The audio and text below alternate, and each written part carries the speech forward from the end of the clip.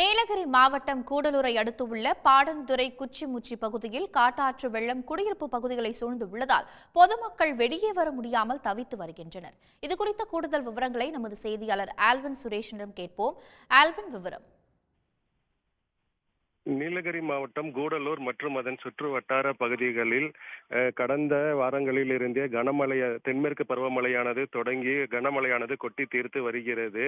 இந்த நிலையில் நேற்று காலை மழையானது சற்று தணிந்திருந்த நிலையில் இரவு நேரத்தில் கனமழையானது மீண்டும் கொட்டி தீர்த்தது. இதனால் பாடந்துறை மற்றும் செருமுலியில் இருக்கக்கூடிய பகுதிகளில் ஆறுகளில் வெள்ளப்பெருக்கு ஏற்பட்டது.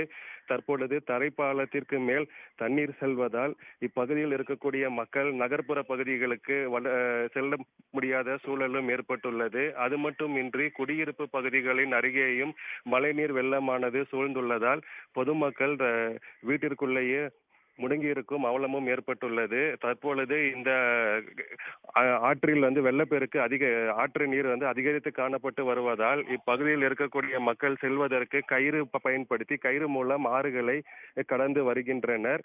இருந்த போதும் இப்பகுதியில் இருக்கக்கூடிய மக்கள் இந்த பகுதியில் மழை நீரானது சூழ்ந்துள்ளதால் வீட்டிலேயே முடங்கியிருக்கும் சூழலும் ஏற்பட்டு வருகிறது. உடனுக்குடன் செய்திகளை தெரிந்து கொள்ள சன் நியூஸ் பெல் ஐகானை கிளிக் பண்ணுங்க.